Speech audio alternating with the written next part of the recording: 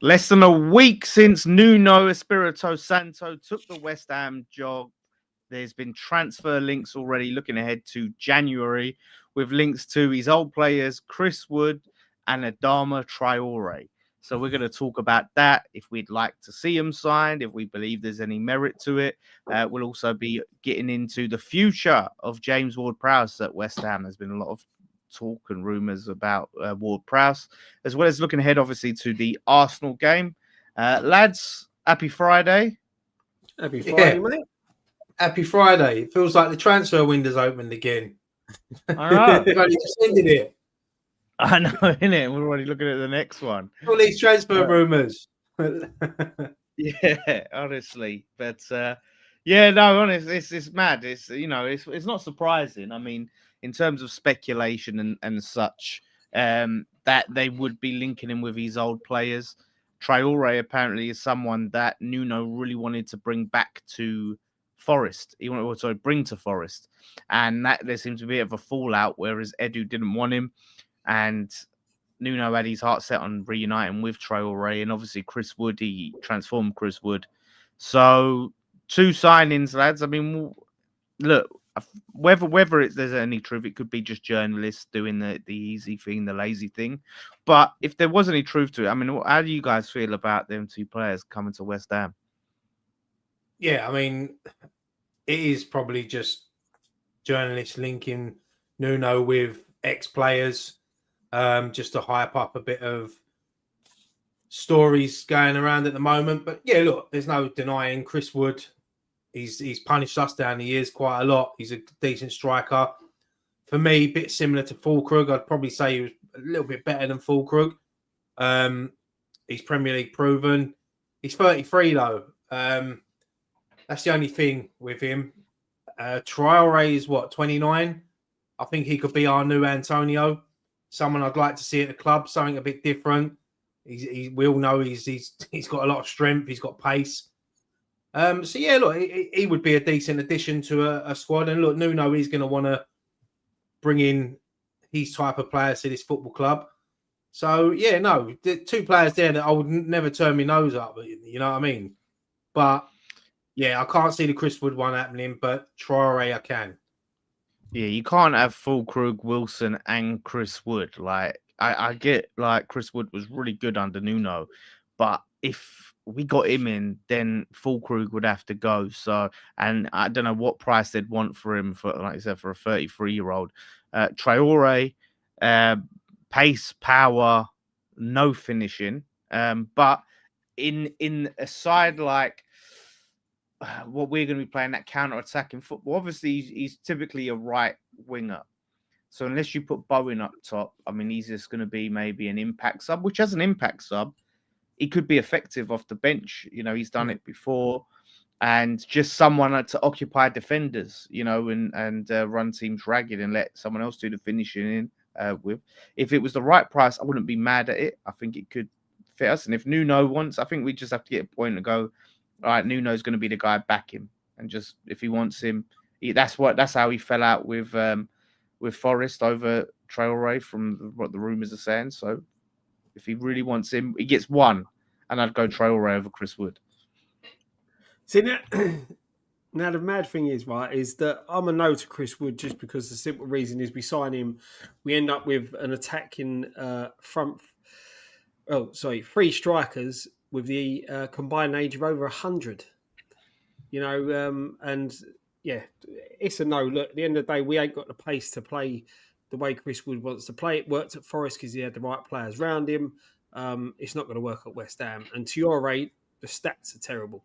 Don't want him nowhere near the football club. You know, he'll come into us quicker than what Antonio was, but nah, the stats are no good. He doesn't hardly score. His assists ain't that great. Yeah, he's full of power and pace, but there's no end product. What's the point in it? You know, you're getting a worse version of Antonio. We might as well sign him back at 34 and go for 120 odd years old attacking lineup. Do you know what I mean? It's just ridiculous. Absolutely. Well, Antonio, can't we just have one thing, Scott, where you agree with us for once? No, you are the one that everything we say, you always have to go the opposite. it's typical Scott. He's not Contrarian Collier. That's what they call him. Contrarian Collier. Listen, The thing is, mate, Scott, you said about Antonio. He's quick. Antonio's lost his pace. Like, yeah, he has now, exactly. I totally agree. But this is what we're saying. These are not forward step players, are they? Let's be honest. No, but they're not They're not forward even- step. They're players for now. I think Nuno's going to need at least 2 transfer windows. I mean, he's going to lose 2 transfer windows just to get his sort of team. So these sort of players that he knows and worked with. And I think, look, Chris Wood, I think it wouldn't bother me if we didn't get him. But Traore, I think he would be a decent addition. I really do. And if that's how you feel, Scott, then then that's your opinion, mate. I'm not on here to sort of tell you not to have an opinion, but no, I think he'd be a decent addition. yeah. That's Shout it, out mate. Andy. I just look at the stats, and I don't think he's gonna benefit the team. Do you think we look too much at stats, Scott? Do you think stats are everything? Like when you look at a player like him with the attributes where off the bench, tired legs, again, if it's the right price and right wage structure, like I said, just being a handful for players, and then it allows other players to come in where you've got someone like Traore occupying. That's what we used to say about Antonio. Do you remember when Antonio went through droughts of not scoring and stuff? Where it's like, well, he like, his house in the box. Look, people didn't want Jesse Lingard. People didn't want Craig Dawson. Like sometimes a transfer works for you. I'm not saying Traore is going to come in and be our best player, but I think as an option and someone to come off the bench and someone that can play up front as well. And you go back to London Stadium, Scott, when Wolves beat us 1-0 and Traore went through and ripped us open. So he's got, he's a bit like Antonio, to be fair. The way he plays, he reminds me of Antonio. But yeah, look, I'm not against him coming to the football club.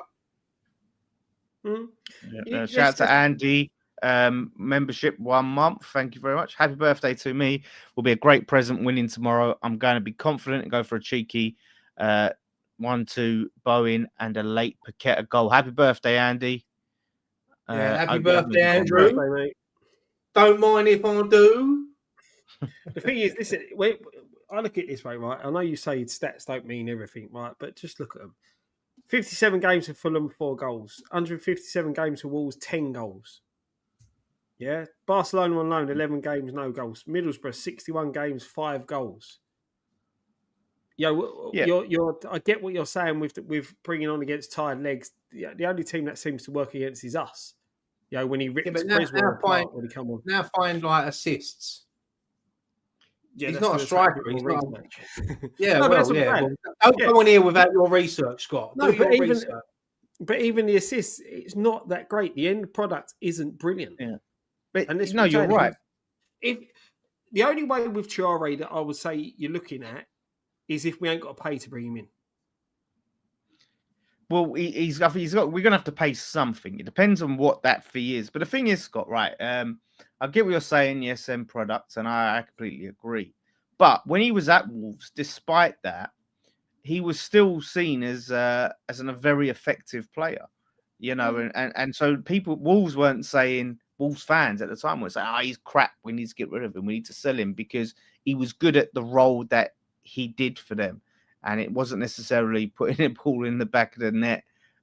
Shout out to Steve, member for 2 months, by the way, and Kimbo for joining the memberships. Thank you very much, everyone. I've just put up the weight loss results for this week.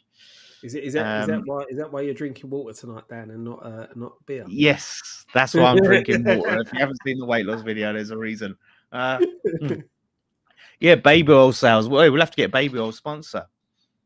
But yeah, so would you if it was, say, I don't know, 10 mil, right? 10 mil Traore, you'd be, as a squad player, against it. Yeah, on loan till the end of the season. Then see if he can deliver. Because we do need some. Because who have we got as backup for Bowen? Like, who is that?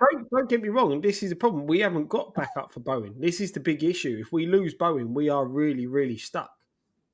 But what I'm saying is, we need to be looking further forward with players, not bringing in short-term patches. Do you know what I mean? We need to start looking long term. We need to start building. We need to get out of this situation where we're putting square pegs in round holes and only looking to the next season. You know, we've got to start building something. This is why we've signed young players now. But I think we are doing that. We've signed Fernandez, who's younger, Magasu, who's younger. We've got Guilherme. We have got young players to come in, but you also need that bit of experience as well. Yeah. No, I totally agree with you, mate, with the experience, but I think it's just got to be the right experience. And I just don't... Look, I like Chris Wood. He's a good player. I just don't think that we've got the players around him to play to suit him. He would be another one like Skamaka and Hilaire, who would just be up top by themselves, trying to hold it up. I think now, Scott, I think with the likes of Somerville and Diouf that can put balls in, Bowen who can cross the ball, I think it'll be totally different. I think there is players there that can get the ball. You see it the other night when we was doing it. It's just Fulkrug just weren't quick enough to get in the box and get up with play.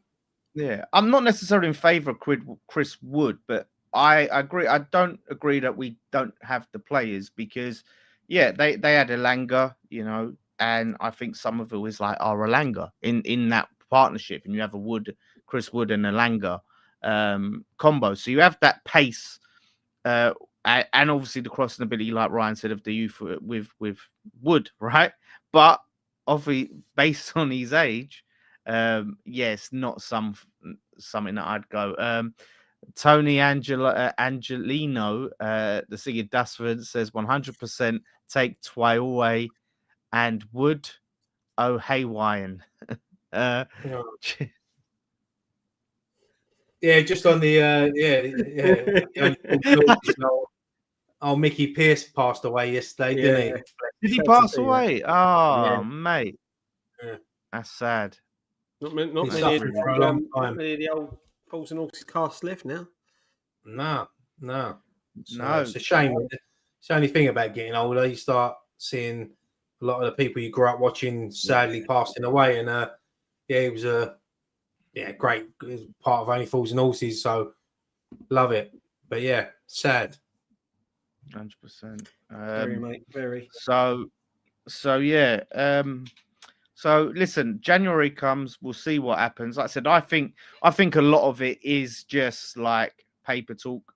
There could be something to the Traore deal because he did want to bring him there, but it's probably way too early, and he's got to have a look at his squad and see what he thinks of the players, what he needs. Yeah. It's probably too early for him to say, because who is he told? Like, who is he going out and saying, I want Chris Wood, I want Traore? And I think the thing you're going to find, mate, is that there's going to be a loads of journalists now that are obviously running out of things to write. So the first thing they're going to do is jump on players that Nuno's managed before, and they're going to think, oh, let's link in with West Ham. There'll probably be loads more over the next few weeks. So, it's going to be like this now and up until January, and probably the whole of January, us linking with ex-players, ex-Wolves players, ex-Forest players. So, that's part and parcel of when you become a new manager of a football club. I mean, there probably will be former players that he trusts, that he rates, that you want to bring to the club, of course. But whether it's those two remains to be seen. So, Mrs. Bucket also died. Mrs. Keeping up appearances. 95, 96, I think it was. 96. Good innings, as they say. Very good innings. Yeah, two sitcom legends died there. And so Thunderlips disagrees. Says Scott's having a nightmare. So I would love Chris Wood at West Ham.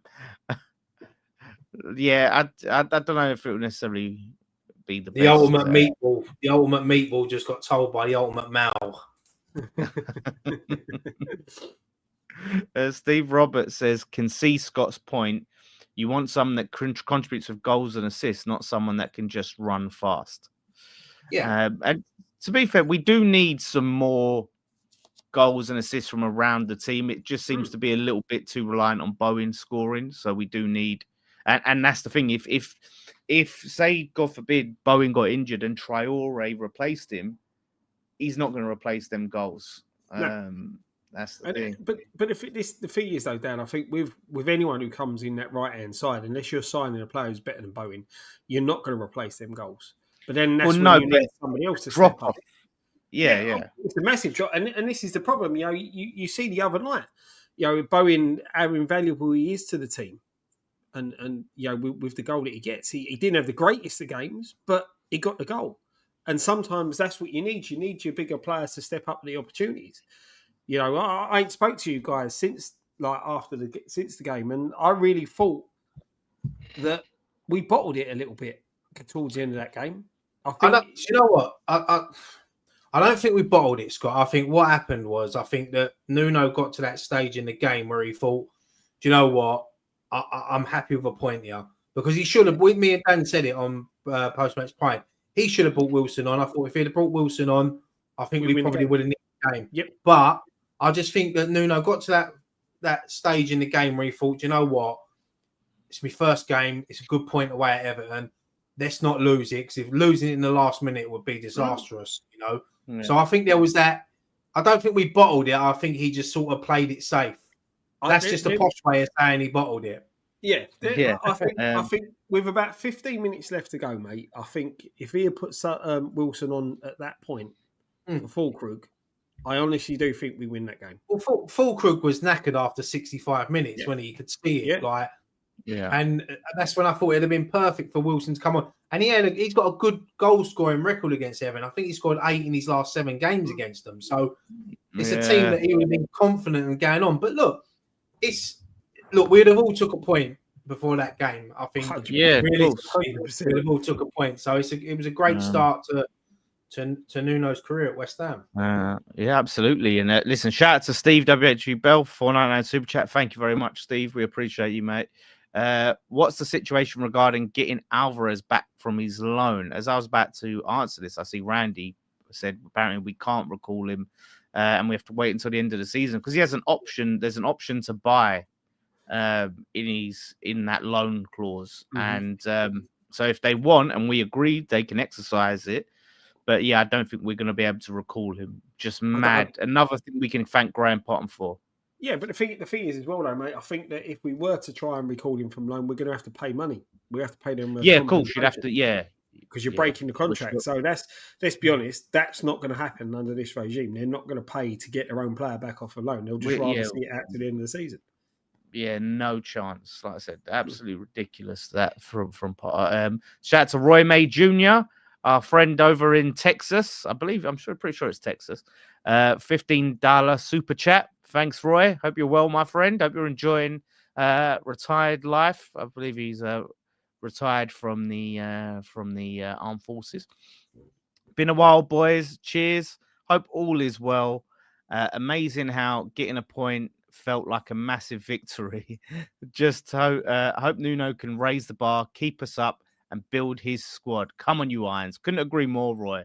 It's it shows you how down in the dumps we've been massively. So it's good to hear from you, mate. Hope you're well. Nuno would have loved Alvarez, and someone like Alvarez I think would have been so key for this Arsenal game as well, which we'll talk about later. I think he really would have been key. And I look at Potter, and I said this the other day when we was on PMP, I was with Ryan. What a disaster that man was at this club. The players that he chased off, and just how he turned out as a manager, and the players he put out in the cold, and really, really poor. And I'd be surprised if he gets another job at a good club again. He's actually linked with a Man United job. But that's why I said good club. Go there. Sure. Go there. Please go there. I'd love it. Yeah, mate. He's don't you think just like the way he's come in, and he just you look all the players that he drove off were buzzing to see him gone. Like they was all liking it. Soufal, Emerson, Alvarez. He just come in and what he done to Emerson was absolutely awful. Yeah. You've got a player in your squad, right? Okay, he's aging a little bit, right? You're letting Creswell go, at the end of the season, like this is obviously the end of last season, you're letting Creswell go. You got young Ollie Scarles. All right, okay, we don't know Juff coming in and all that. You know, there's things I see someone saying in the chat that Juff wasn't a Macaulay signing. But you're looking at that, and you've got Emerson, a serial winner. You know, he's won everything there is to win in European football. Our best player in the final. And he shuns him. Drops him from the last game of the season, don't want to know, gets him out the door. Yeah. You know, and now he's playing for Marseille, who are doing well in the Champions League. Yeah, he had him training in isolation. Like, he sent him back from the tour, and we thought it was all to get sold, and he's just nowhere to be seen for weeks and weeks and weeks. Yeah. Like, and you know what that is, mate? I'll tell you what that is, right? That is because he knows more than what Potter knows. Do you know what I think it is as well, Scott, with Potter? I found that towards the end, I looked at him and I thought, this geezer's got a massive ego. It's like he's the main person at the football club, and if a player disrespects him, that's it. He just gets him out. I mean, I think the way we treated a lot of the players that have left the club was a disgrace. I think Soufal, I think Fabianski when he was gone.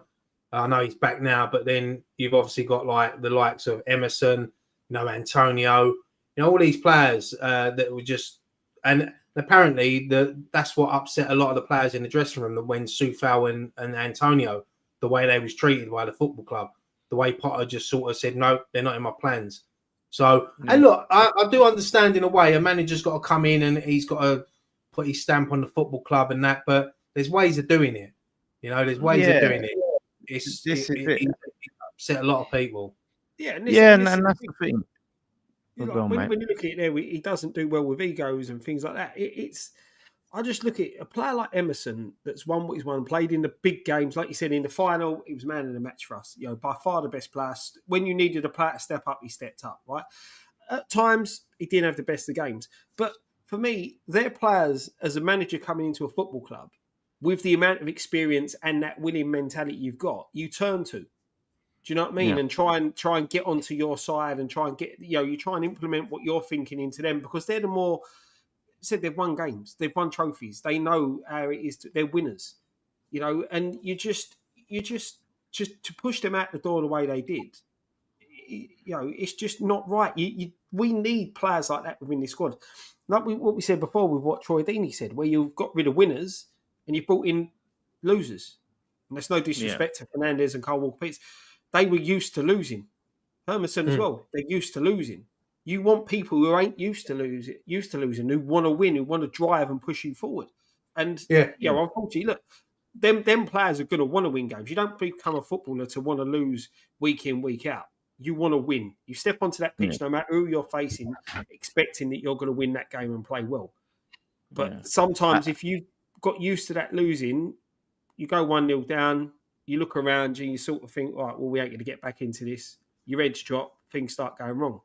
You need players on that pitch and within that squad that when you go 1-0 down and they're G'ing up the players, getting the seeing that we can get back from being 1-0. Like what we saw against Everton. We went 1-0 down. The players' heads didn't drop. They just carried on and went again. You know, he sent them back out early at half time. We carried on and we got better and better and better because we had a bit of belief about us. And well, that's the one thing I said on. That's what I said on post-match pint, Scott. I said there's one thing that I noticed a lot on Monday was even when we went 1-0 down, heads didn't drop. Nuno was up on that touchline and he was geeing them up and he was saying, like, you know what? Because look, apart from the goal, Mavropanos was out of position. You know, apart from that, I thought we played all right. I thought even Mavropanos had a decent game after that. Shout out to Forest Fan TV with the raid. They've sent a load of people over saying Chris Woods, we're not getting Woods. Yeah, listen, I tell you what, while we got the Forest fans here, you know, this brings us on to, you know, I want to talk a bit about Nuno because I ain't really got to talk to you guys about Nuno. But shout out to everyone that's coming for the raid and thank you to Wolfie Forest Fan TV. Do subscribe to them. Great guys. So with Nuno, I mean, look, you see that Ange, right? Sacking Nuno to bring in Ange Postecoglou has got to be an all-time howler for Mr. Marinakis. Like, what a crazy move. And they was chanting Nuno's name last night in the Europa League. and saying you're getting sacked in the morning. I mean, Mm-hmm. Forest fans, I know some of them are trying to hate on Nuno because I see one of them, like, because he was celebrating, they was like, oh, he wanted to go there for ages. Like, you gotta, come on, you gotta feel it. Like, you should have kept Nuno and getting Ange. What a downgrade.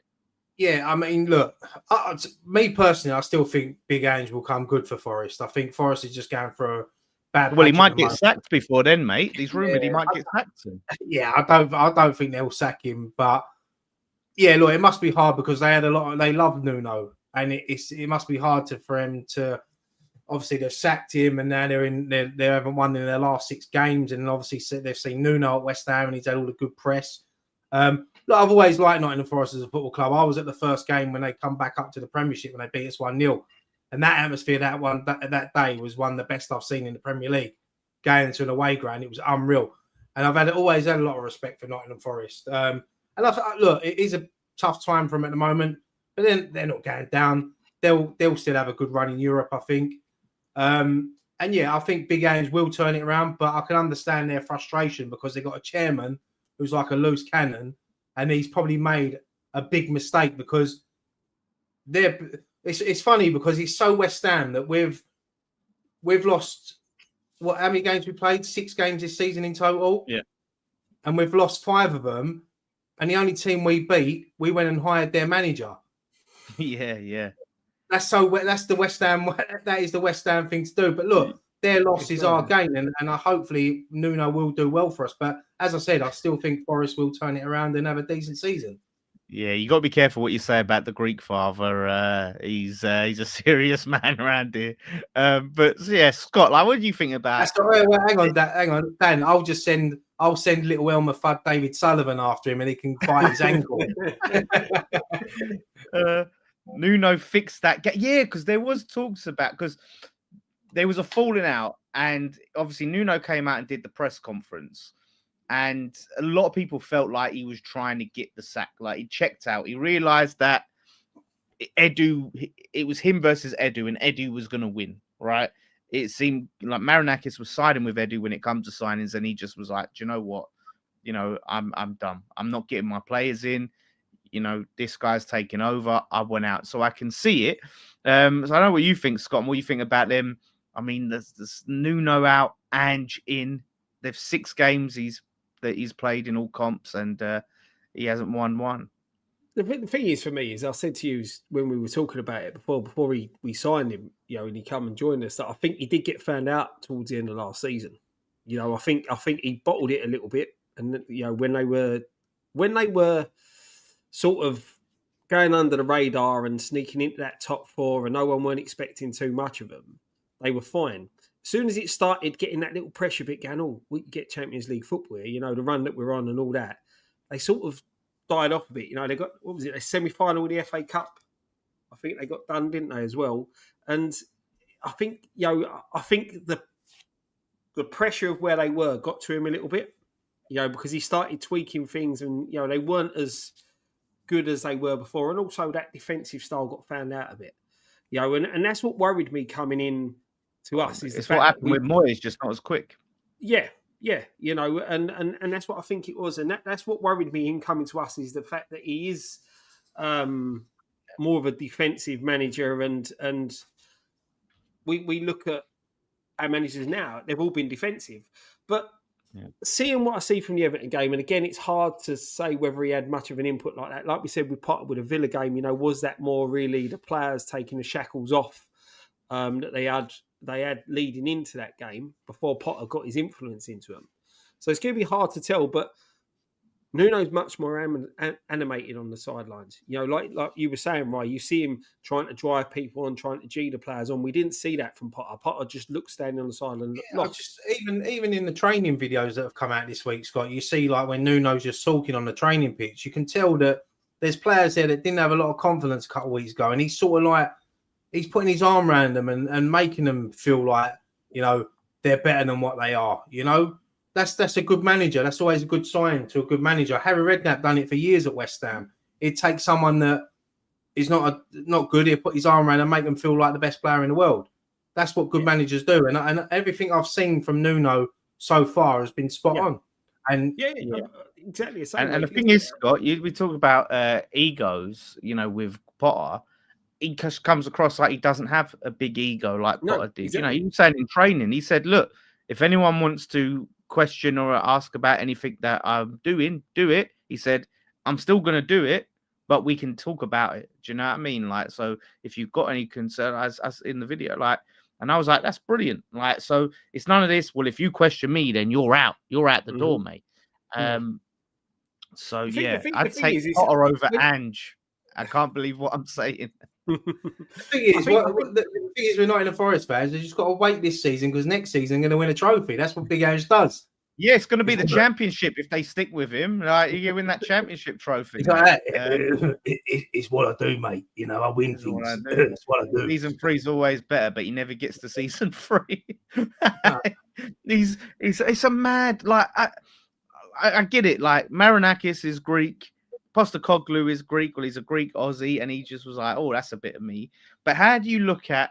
Yeah, but suppose Peter Andre, they're not going to put him in charge, are they? They might as well. He can't do much worse.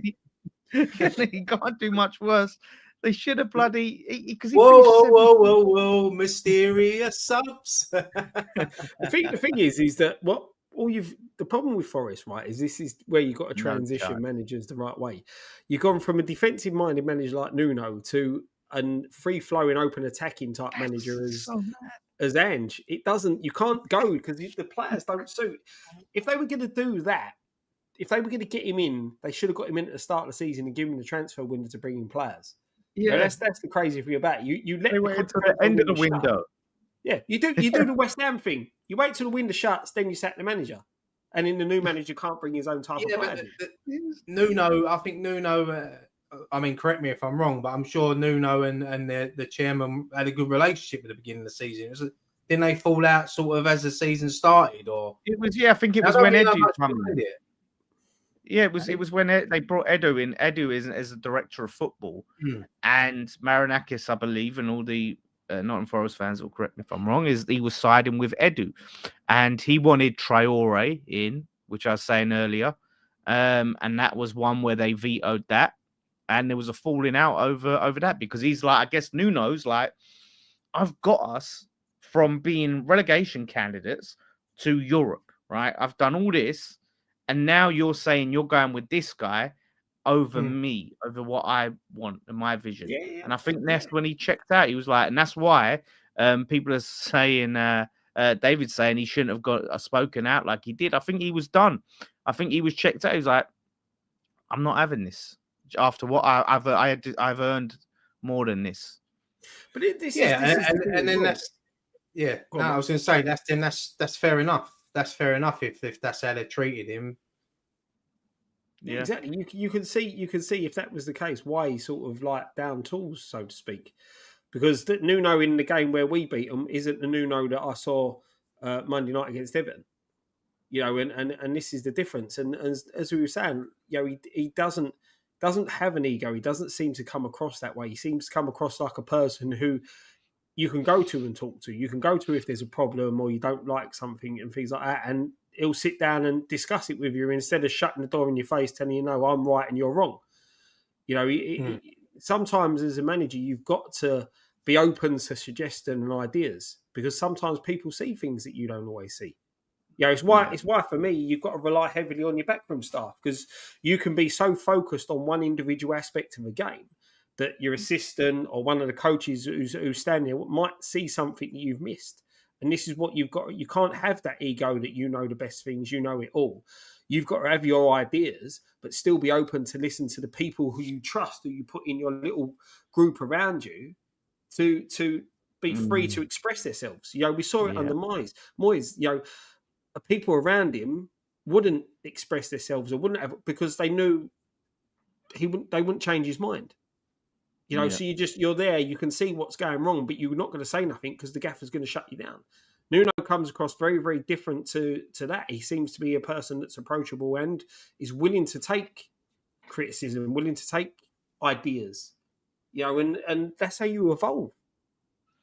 Yeah. No, I agree. And look, with Nuno, I just feel like we've got a person always, and I was saying this when we had Potter, like a person we can connect with on a personal level, right? You look at him and go, yeah, I relate to this guy. This guy's a West Ham manager from a personality standpoint, which goes a long way with the fans.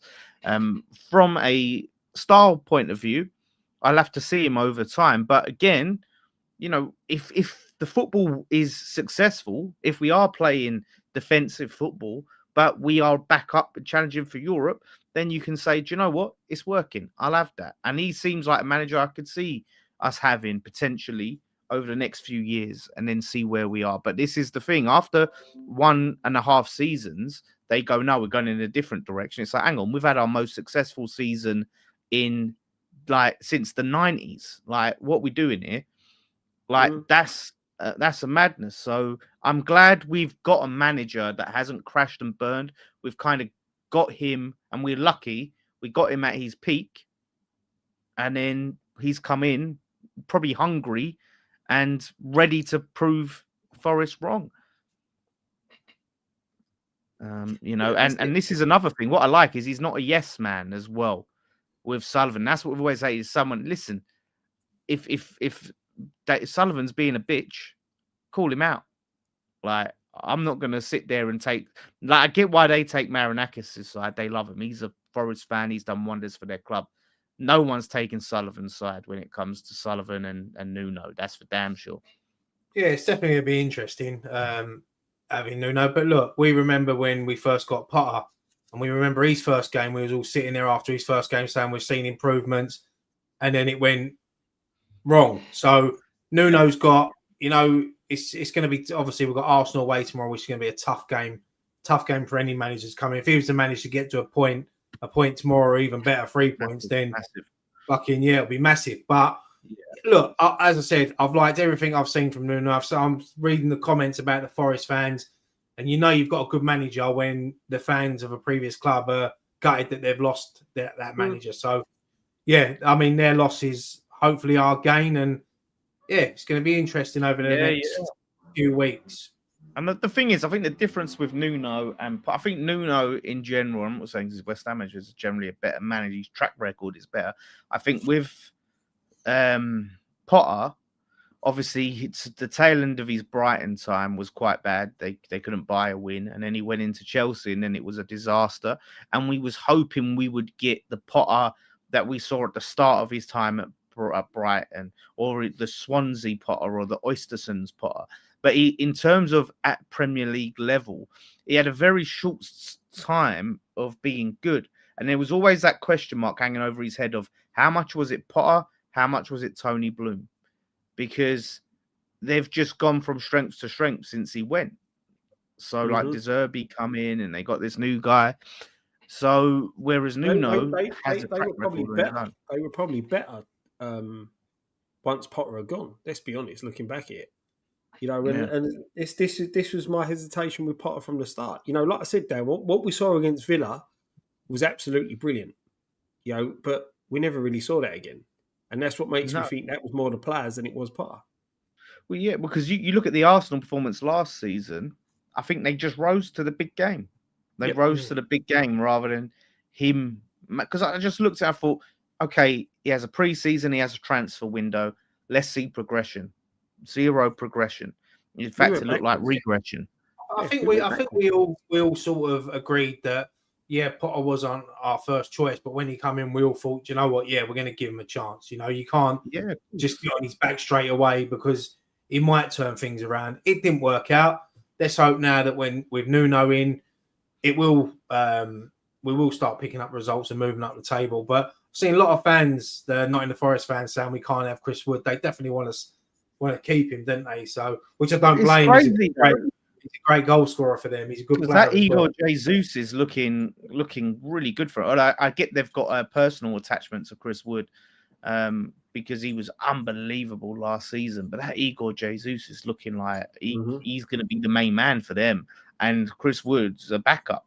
So if they can get decent money for, not that I would condone us buying him for any decent money. But yeah, I mean, that's what I'm saying. They've got good players. Forest, sorry. They shouldn't be in that situation they're in. They just went on a madness and got like a crazy manager. And but it's just a whiplash from Nuno to to Ange. They should have got someone halfway, like I guess, Yep. or something I agree, if you want to progress the football. And that's been our problem. We've bounced from style to style when there's no transition. And we're looking at it in terms of Nuno. There's a lot of discussion about the future of James Ward-Prowse. You know, it's a player that was just not even on the bench for the Everton game, and he was someone who played 90 plus minutes nearly every game this season under Potter. And there was rumours about he could be sold in the summer. Nicky done a video saying he's going to get another chance. I mean, he seemed, you know, fairly happy, okay, in training video, but you can only see so much. I look at it and I think, okay, maybe this will light a fire under his ass. Maybe. Yeah, I think maybe that is the kick up the arse you need. I mean, I watched the training ground video yesterday, and James Ward-Prowse was heavily involved, and I mean, I see him putting in a few tackles, and I haven't seen him do that for a long time on the football pitch. So maybe Nuno has pulled him to one side and said, look, I'll give you a fresh start, but you need to work hard for me in training. Maybe that's why I did leave him out last week. Maybe he didn't see the effort in training. And maybe that's what James Ward-Prowse needed. I mean, I said it the other day, I thought it might have been a bit harsh to completely drop him from the squad, because whatever you think of James Ward-Prowse, he has been professional. You know, it's not his fault he's getting picked. You know, whether he's good enough or not, you know, the manager makes that decision. Maybe he could have been on the bench against Everton, but he wasn't. And maybe that is the kick up the arse he needed. And look, we might see a different approach from James Ward-Prowse now, and he might win Nuno over. I can personally see him leaving in January. So, yeah. Yeah, the thing is that you could look at it, you know, he may have took him out of the firing line.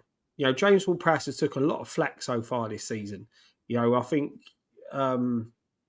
the way Potter used him and made him more of his sort of main man, put that target on his back. You know, we saw good of James Ward-Prowse at the start of the first season when we signed him, playing in that sort of number 10 role, and then he got shifted about and things didn't work out. Then he went to Forest and it didn't work out. You know, so maybe Nuno just took him out the firing line, left him out, giving, like you said, giving him a kick up the arse by leaving him out, but also taking him out of that firing line. You know, we'll see against Arsenal. If he's not involved in the squad against Arsenal, then we know that he doesn't want him playing, doesn't rate him, that type of thing. I think if he's back within the squad, then back amongst the subs, because as much as you dislike James Ward-Prowse, I'd rather see him on the bench than a Rodriguez or an Irvine. You know, them two players, I'd rather have Ward-Prowse over both of them players, to be honest. Well, I would disagree on Irvine there, Scott. I don't think you love Irvine. You can't be a little bit of Irvine, mate. A bit of Irvine magic. No, I don't think it's, you know, he took him out of the firing line. I don't think if it's anything else, then he put together the team that he thought could perform the best for him on the day, right? There was no like, oh, look, it's James Ward-Prowse again. He shit, leave him out. There was no, all right, let me, you know, protect him. He just was like, right, I've got a short amount of time. What players do I think are going to do the best job on the day? And that's what he's gone with. And James Ward-Prowse, great professional, all of that stuff. He has some attributes, but he's on £115,000 a week. He has to be moved on. He is never, ever going to provide us a level of performance to live up to his wage bracket. Like, he's not going to be anywhere near. So the thing is as well, Nuno would have been watching. Nuno would have known that he was going to get the job a few weeks ago. So he's probably been watching our last few games, and he would have seen the performances by certain players, especially James Ward-Prowse. And as I said, he come in, he had 2 training sessions with him. And yeah, maybe Scotty's right. Maybe he didn't take him out. He just thought, I'll leave him out. You know, there's a bit of heat on him at the moment. But then Nuno might have also looked and thought, do you know what? Like what Dan said, this is my squad. This is the team I believe can take us up there. That's what he said in the interviews. And he said, you know, I just picked the team I thought could do the best job on the day.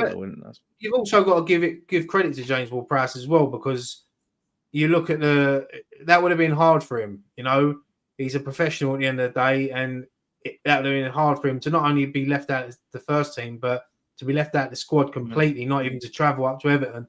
That would have hurt him. So to see him come in and train, and it might light something in him. I mean, I personally, I don't think it will, but you never know. Stranger things have happened in the world of football.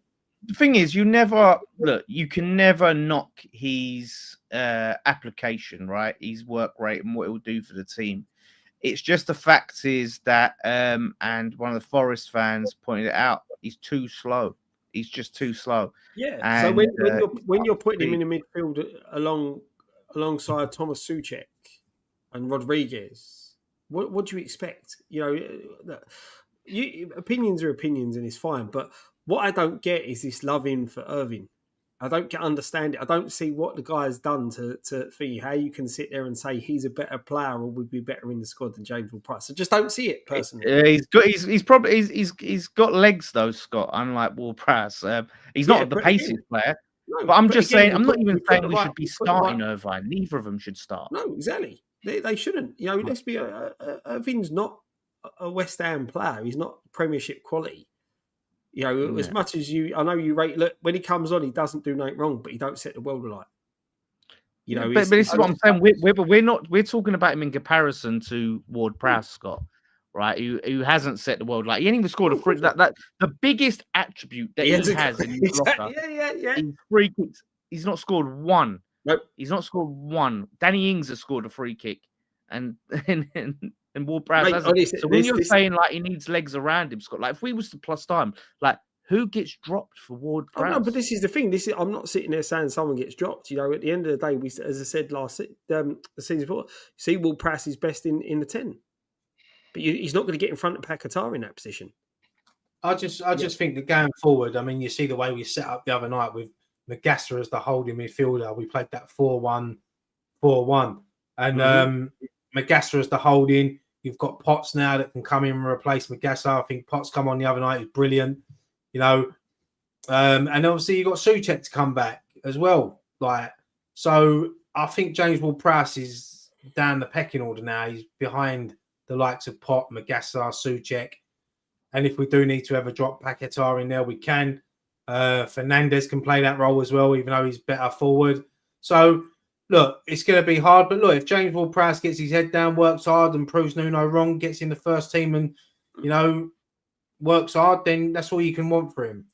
The thing is as well, though, mate. I think now, from what you see and what you see of that Everton game, and when you see Potts when he come on, realistically, Potts has got to be in front of the likes of Rodriguez, Irving, and James Ward-Prowse now. He stepped on. He come in at a critical time in the game, and realistically, didn't put a foot wrong. That's why I can't respect Graham Potter, because what the fuck is he thinking? Yeah, and this is the thing. You see, Potts seems, granted, bed him in slowly, bring him in slowly. Potts seems suited to play in the Premier League. Do you know what I mean? He didn't come in. He didn't try anything too fancy. He stuck to his job. He got himself involved. He wants the ball. And for a young player coming into a side that is a bit down in the doldrums, you've got a lot of pressure coming into that situation. But the fact that he wanted the ball the whole time, we saw it with George Murphy the other season. He wanted the ball. They want the ball. They're not showing any fear. There's nothing better than seeing a youngster come on and look like he's been playing for years. Someone that's confident. You look at the boy for Arsenal who's 15 years old. Mm-hmm. It's players like that. They're going to go far in the game. And Potts comes on and he looks like he's been playing Premier League football for years. He's just that confident, and you see it in pre-season as well, like screaming to get the ball off the likes of Paquetá, Bowen. That's confident, and he will only grow. The more he plays, the better. And I think under Nuno, he will get more opportunities. And maybe that was Potter's downfall. Like what Dan said, he played all pre-season. We all thought he was going to start the season, and then he's hardly featured. So that could have been Potter's downfall. Yeah, and this is the thing, and he's not done Ward-Prowse any favors with the fan base, because it just baffles me. Like, it just baffles me, the players, and it's not like he'd play him and then bring him off at 65 minutes. He'd bring him off at like 93 minutes and then just chuck Irvine on. And you just go, what is he thinking? Like, so listen, like, he's one manager. Like Lopetegui just did a poor job, but I have some respect for him. Like Potter, mate, I don't care what he goes on and does now. But yeah, I mean, look, let's look ahead to the game tomorrow, the Arsenal game. I'll be there. I'm hoping I get to see some sort of result. This is a tough game, lads. This is a very tough game. And talk about trial by fire. To have Nuno's second game be Arsenal away, it could be, I'd say, a free hit for him. I don't usually like that term, but it is like whatever happens, you can't put it on Nuno. Yeah, it is. I mean, I think we'll sort of set up the same team as we did the other day. Me personally, the only thing we can catch Arsenal out on is on the attack, and Bowen, Somerville.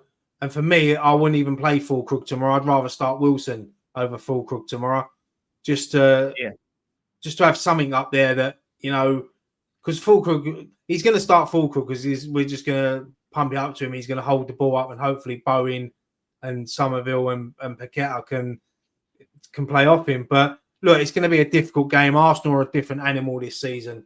I watched them last week against Newcastle, and they're 1-0 down. They equalised in the 84th minute. Last season, they would either settle for the draw or ended up losing that game. But they went up the other end and got a late winner. Arsenal, thanks to some of the worst idiotic goalkeeping I've ever seen, I must say. Yeah, I mean, Arsenal this season are levels above what they've been the last couple of years, I think, with the squad players they've got. So it's going to be such a difficult game for us to get anything there tomorrow. I'll be honestly, if you offer me a point now, I'd fucking drive all the way over from North London back to East London with a smile on my face. But I honestly can't see it, mate. And I think we will lose tomorrow. And I hate predicting us to lose, but I've got to be realistic. I think they're just going to be too good for us. And the set pieces, that's where I think we're going to struggle tomorrow. 100%. Before Scott comes in, mate, and then I come in, this brings me actually to I was laughing at when Ryan to our was talking. sponsor. Matt says the OK Jerseys adverts make it like day pint night. Don't mind if I do drink it all day and night. Yeah, do you know what? I look at it and I was thinking, is there anywhere else I can stick that? Because it annoys me a bit the way I could stick it over the actual pint. At least it would say Friday night. It would just say Friday night. Yeah, maybe I'll stick it in the middle above me. But yeah, so do check out OK Jerseys. Big thank you for them for sponsoring the video.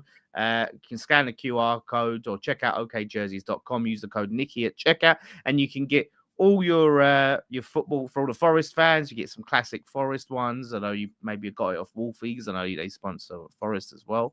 But the classic West Ham, the new West Ham, England, any international team that you support, go and check it out. There's even some Iron Maiden West Ham shirts on there for those that are a fan of that. So check it out. We have got some, which Ryan is going to drop us our ones on Sunday, because I think Nicky's dropped them all to Ryan. So we'll get to show them off to you and you get to see it. But a few of you have received yours and seem to be happy with it, which is good. And yeah, so thank you, OK Jerseys. Go on there, have a look, but use the code Nicky for 8% off. And it's like 15 quid for a shirt. And then you add 8% to that. It's a bargain. Cheap as chips. Bargain. Big bargain. Scott's got the Somalian West Ham shirt on. That's not from OK Jerseys. This isn't from OK Jersey. This is from West Ham Metalheads, right? And this is really nice. So Nick Tucker, big shout out to Nick. He sorted me out early doors so I could shout off. But, all those Metalheads, let's try and spin around because they've got a lot of room. So in the back, long live the bowling. It's a nice top, fits well, very comfortable, nice shirt, mate. So yeah, if you want one of these West Ham Metalheads, head over there, see Nick, and he'll sort you out. Shout out to Nick Tucker. Any update on the pint glasses? Well, that's Nicky's sorting that out, but he's gone on holiday, mate. So I'm going to give him a chase. I'm sure he said they're in his cupboard. He's been sorting his cupboard out for about 2 years, I think, hasn't he? Oh, yeah. I don't know what this is like Narnia, this cupboard he's got, isn't it? Like, he's got to go into Narnia and look for the pint glasses. But we're trying to get some new ones done. So yeah, hopefully we can. But yes, back to the game, Scott. Any feeling that we can get something tomorrow? Mate, I'm with Brian. It's just you just can't see it how bad we are at set pieces. Unless we spent the whole week just working on set pieces, they're going to be too strong. I can't see us breaking them down at the back. We'll be lucky to get something on the counter, but you just don't know. This time look at last season. We thought we were awful towards the end of last season. Yeah, Went there and nicked a 1-0 win. You just. That's the West Ham of old, isn't it? Being really, really piss poor and going up to one of the better sides in the league and nicking a result. Well, this But is it. it's just so hard to see. They're very, very strong defensively. Like you said, you look at Fulkrug. He don't offer a lot. He's up there. He's isolating on his own. Saliba and is it Gabriel, the other centre half? They're going to do a job on him. Wilson. Movement, Gabriel great. might be injured. Hopefully, fingers crossed. Well, that'd be a boost if he is. We might have an opportunity. So, I think we've got to use the subs right, but we've got to be solid in defence. We need that back line to be strong. Yeah. We saw the understanding Juve and Somerville were slowly seeming to get down that left hand side's good, but obviously, if Juve gets forward, they've got players like Saka. Could you see us maybe slip into a back five tomorrow, Scott? Could you see him maybe bringing in Igor to play alongside Kilman and Mavropanos?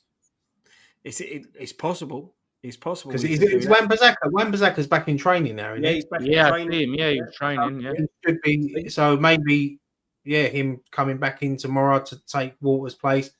Play out on the right, third centre back. Play him on the right side of the centre back. This is the thing, you've the option is there. It's really difficult because you need to look at trying to isolate and be compact for theirs, but you need the pace in attack. I think maybe this could be one that Wilson starts just because of his movement. He offers a lot more movement. Fulkrug's holding up play is probably a lot better in his link up, but the movement that Wilson gives you, it will cause their defence a lot more problems. So possibly going to the back five, it may suit us, especially on the wide sides. You can double up on players and things like that. But I think the one player I worry about for them tomorrow is Eze. I just he always seems to have a good game against us, and they've also got Saka and Trossard and Gyökeres up front, and obviously Declan. We know about Declan Rice. They've got an unbelievable team, and it's going to be I mean, look, if we go there and we put in 100% effort, and we're putting tackles in, and we silence the crowd, and we frustrate them a lot, whether we're with dark arts tactics and that, whatever. If we can come out there with a point. Listen, I'll be fucking buzzing with that because, as I said, it's going to be a very, very difficult game. I know we've won there 2 years in a row, but to do it again is going to be tough. And you just got to be realistic with that because the form we're in and the form they're in, it could be one of them games tomorrow where we come out and we've nicked a scrappy 1-0 win, or we're on the end of a 5-6-0. We've seen them do it to us over the last couple of years on our own patch. So, that's the thing as well. No, they may have a bit of a European hangover as well, but I think one of Arteta's done this season that he didn't really do. He's sort of looking after his squad a bit better, I think. And that type of thing. So it's going to be interesting to see what he does from the start. What lineups would you like to see, or lineup would you like to see us play? Personally, I'd stick with it. I'd maybe bring, if Wan-Bissaka's fully fit, bring him in for Walker-Peters. Walker-Peters has done nothing wrong, but I think maybe bring him in and maybe just Wilson for Fulkrug, and then the same as the other night, Magassa as the holding, and then Fernandes, Paqueta, Bowen, and Somerville, and then just fingers crossed it all clicks, and we can get something out of the game. It's tough. You know, Wan-Bissaka coming in probably gives you a little more legs than what Walker-Peters. Like I said, he's not done anything really wrong, and it's how fit Wan-Bissaka is. You know, he's not been the same player this season that we see, but maybe that's more to do with Potter than anything else. So, you know, I think he's got a good shot to come back in. This could be a tough test for Diouf, I think, on that left-hand side. I think he needs a bit of support on that left because he's not probably come up to a player of the likes of Saka since he's been at the club. And, you know, as much Saka can be one of them players on his day who can tear any defence to pieces, let alone ours. So, you know, that'd be a tough one. And then midfield's going to be a key battle. You know, trying to stop their midfield. You see Goalkeeper, he works really hard. He's a number 9 they've been looking for. Listen, he's one of those who I think Goalkeeper, the striker. I couldn't think of the bloke's name. Is it Zudamendi? Zubamendi, yeah. So, yeah, frightening squad. As you said, Scott, I think Arteta's managed them a lot better this season. The way he swapped them around. And it's going to be such. And obviously, Declan Rice, you know, always a sort of emotional game for him. He hasn't always had the greatest games against us. Let's hope he has another off one tomorrow, and not one when he sticks one in the fucking top corner again. yeah. I always like when Rice goes over to take a corner in front of our fans, because some do give him a little bit of stick, but there's still that connection and relationship there. And I went to the game last season at home when Rice took a corner in front of us, and you see him smiling at our fans and that. So it's going to be, let's just hope we can make him have one of his off days tomorrow. Yeah, little young Potsy puts one in on Rice. Oh, I'd love to see that. Instant hero. Honestly. But yeah, I would just keep the same team but bring on Wilson for Fulkrug, probably. That's probably what I'd go for. Stick with the team that played so well, but we'll see. Listen, Nuno's gets paid said big in his money. video, didn't he, that they was talking about Hermansen coming back in. That would be the worst thing for Nuno to do.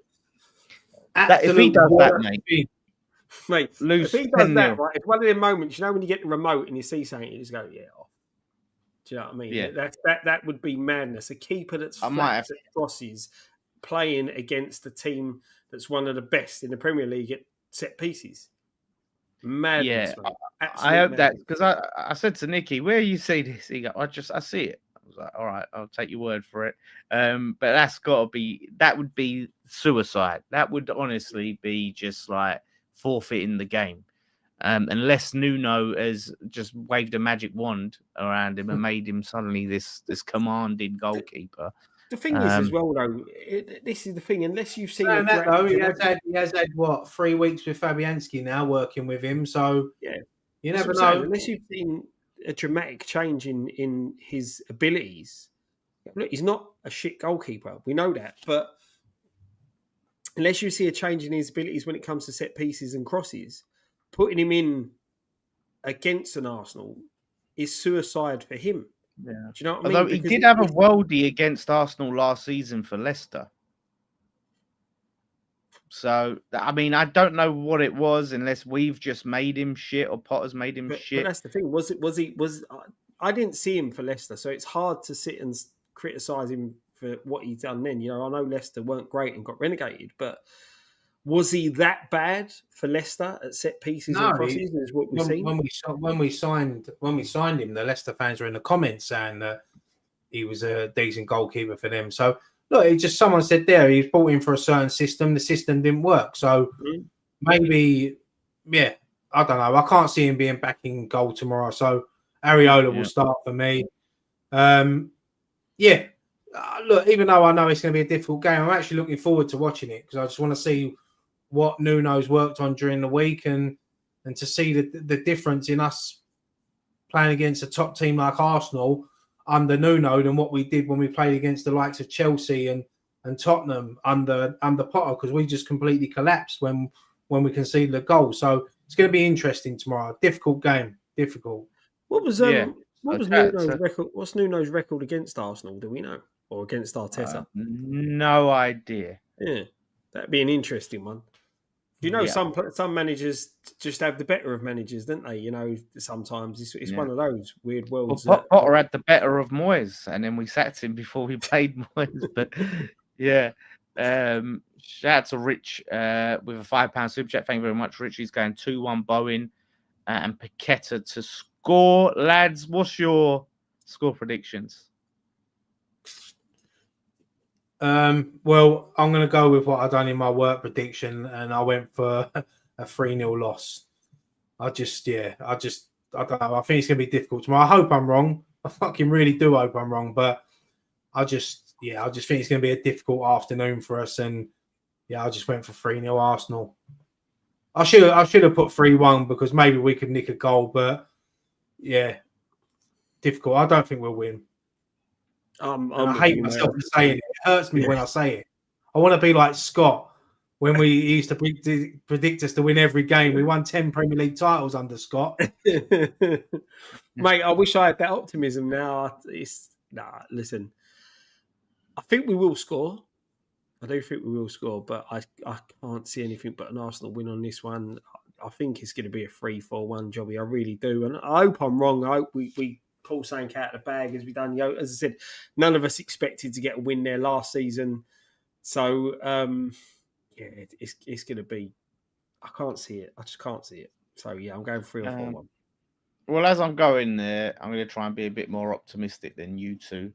And hope our threat on the counter-attack, our defensive resilience, and the mythical new manager bounce will be enough for us to get a result there. And I'm going to say 1-1. 1-1 draw, which I'll celebrate that like it's a win for sure. Yep. You know what I mean? So, listen, let's hope. Honestly, I hate the Emirates. I hate that as a stadium, and I don't want to be in there and hearing them mugs cheering and celebrating all happy. Damn, remember you got to walk down Holloway Road after the game. You better wear a wig and a hat. Well, listen, I've said a lot worse about Arsenal many, many, many, many times. So, that is what it is, mate. I was up there the other day, funny enough. So we'll see. We'll see how it goes. But yeah, lads, no, great show. Anything else you wanted to get off your chest or say anything before you? No, not really, mate. There's nothing really more to talk about, is it? It's a bit boring now. We've got a good manager and we seem to be on the right path. I know. But yeah, no, the only thing I can obviously plug is the Tony Cottee night at the Brewdog on the 6th of November. Only there's not many tickets left now. I got a ticket update earlier today, so if you want to come down and have a night with us and Tony Cottee, it's Thursday the 6th of November at the Brewdog pub. Go onto our Twitter or X account and look to the pinned tweet and you can get the tickets there, or go to Upminster Brewdog and get your ticket link there. Nice one. Yeah, go check it out. They're always good events. Again, thank you all for watching. I said I'll be there for the fan cams, so do come and get a fan cam and a black balloon. If you see me before, I'll be handing out some black balloons. And look out for PMP on Sunday. That'll be up. So, yeah, listen, Nuno era, off to the races. Happy hammers. Whatever happens tomorrow, free it. Enjoy your weekend, regardless of the result. And one thing left to say, lads, come on, you Irons. Come on, you Irons.